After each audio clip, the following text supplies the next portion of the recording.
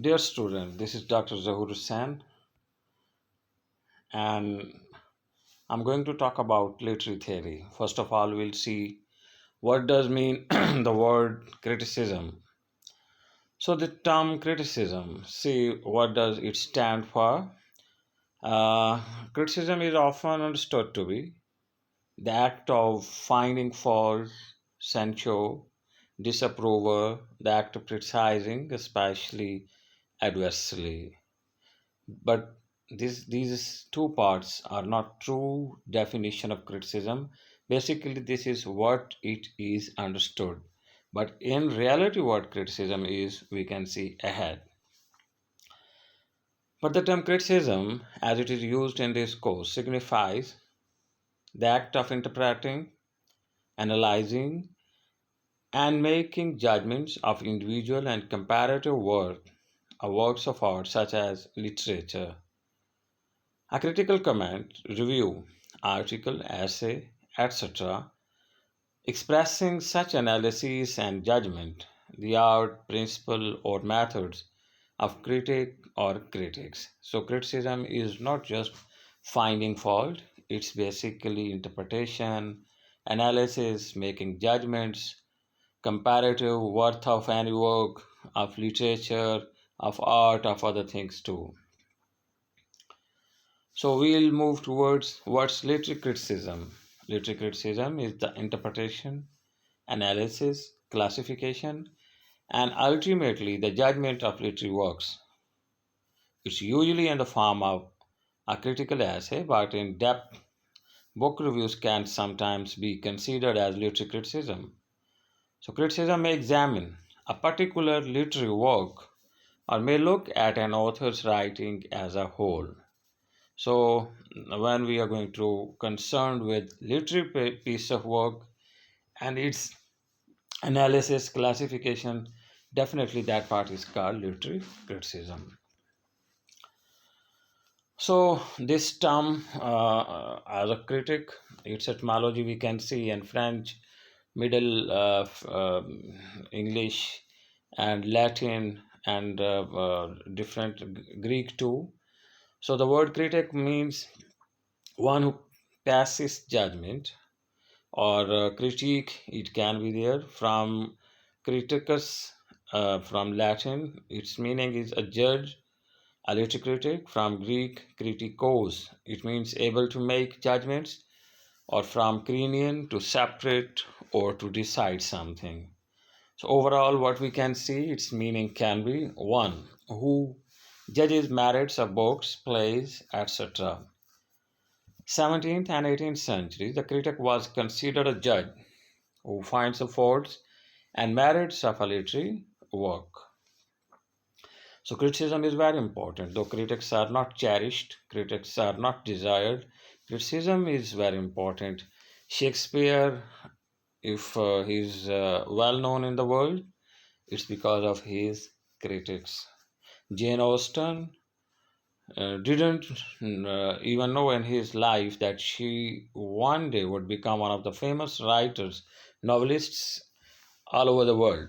But she is. It's all because of critics. So criticism is important thing, and it's definitely helps some readers and further writings, etc. So a literary critic is not someone who merely only evaluates the worth or quality of a piece of literature, but rather is someone who argues on behalf of an interpretation or understanding of the particular meanings of literary texts. The task of literary critic is to explain and attempt to reach a critical understanding of what literary texts mean in terms of their aesthetic as well as social, political, and cultural statements and suggestions. So, a literary critic does more than simply discuss or evaluate the importance of literary text. Rather, a literary critic seeks to reach a logical and reasonable understanding of not only what a text is, author intends for it to mean, but also what different cultures and ideologies render it capable of meaning. So it tells what can be the intention of the writer and what can be its meanings in certain ideologies, what can be the ideology beneath the lines, between the lines. So what are the metaphorical interpretations of the text? So all these things can be traced, can be evaluated through the help of a literary critic. Literary theory. A very basic way of thinking about literary theory is that these ideas act as different lenses critics use to view and talk about art, literature, and even culture. These different lenses allow critics to consider works of art based on certain assumptions within that school of theory. Critics depend on their theories. Actually, their theories are their lenses, and with the help of these lenses, they can understand and they can evaluate and see the depth of any work of literature. The different lenses also allow critics to focus on particular aspects of a work they consider important. So, modern literary criticism is often informed by literary theory, which is the philosophical discussion of its methods and goals. So you have to be clear that what is literary criticism and what is literary theory. Literary theory is basically philosophical discussion of its methods and goals. So, for, example is if a critic is working with certain Marxist theories, she might focus on how the characters in a story interact based on their economic situation. If a critic is working with post colonial theories, so these are the lenses. The first one is watching, reading, interpreting a text, what can I say, on behalf of a Marxist lens, and the second person is wearing post colonial lenses, and both of them will find different meaning. This is what said before. The lenses means these theories with which they are going to find something out. So if a critic is working with post colonial theories, she might consider the same story but look at how characters from colonial powers, Britain, France, and even America, treat characters from, say, Africa or the Caribbean. So, literary theory proposes particular systematic approaches to literary text that impose a particular line of intellectual reasoning to it. For example, a psychoanalytic theory, literary theorist may take the psychoanalytical theories of Sigmund Freud or Carl Jung and seek to reach a critical understanding of a novel such as Ernest Hemingway's For Whom the Bell Tolls.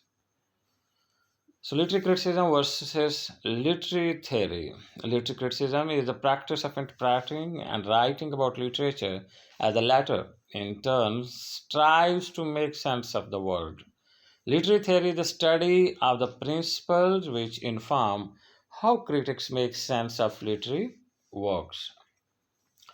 So, there are many different approaches we can take to critical analysis. Literary theories provide a framework for our discussion of a text. So, a critical analysis is an in depth examination, evaluation, interpretation of some aspect of the literary work. You may examine any element of the text, character development, conflicts, narrative point of view, etc. So, till now, if you people have any question, you should think over it, ponder over it. You can write your question, and when we are going to have a session, you can ask questions regarding all that matter I was talking. That what is criticism, what is literary criticism, what's the difference between literary criticism and literary theory. So these are the things that I have talked in detail in previous slides. So now we say types of literary criticism. A broad division can be made between the types of literary criticism: practical criticism, theoretical criticism, descriptive criticism, prescriptive criticism. These four types can be grouped into two classes: practical and theoretical criticism, descriptive and prescriptive criticism. Practical criticism focuses on the examination of individual text, while theoretical criticism discusses the nature of literature and the relation between literature, critics, and society. So there is a difference. One thing is just linked with text, but on the other hand, we can see not only text, society, critics, and other aspects are also brought. So, in descriptive criticism tends to explain the piece of literature as it is in its original form, while prescriptive criticism argues on how it ought to be. So, just like descriptivism and prescriptivism, the same difference we can find in descriptive versus prescriptive criticism, where one we are going to take things as they are, and on the other hand, we are going to show that as they should be. The various theories of literary criticism are categorized into four major classes: mimetic theory, pragmatic, expressive, and objective theories. So, first one is mimetic theory of arts, especially Aristotle gave this concept of tragedy where art is just imitation. So, mimetic is linked with imitation. Mimetic seeks a work of literature as it is reflecting the universe like a mirror. It's the imitation of what's happening all around us. It's basically the imitation, just it's mirroring like a mirror.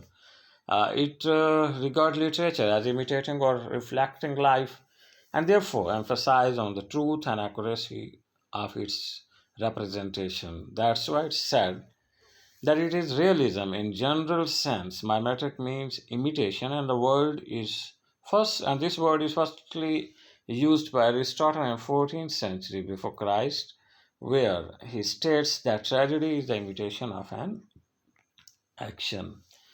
Second one is pragmatic theory of arts. It sees literature as designed to achieve its effects on the audience, um, instruction, aesthetics, joy, etc. And the judge it according to the successful achievement of the assumed aim. If the readers are enjoying, they're pleasing their senses, aesthetics they're getting, pleasure they're getting, definitely it's considered their success.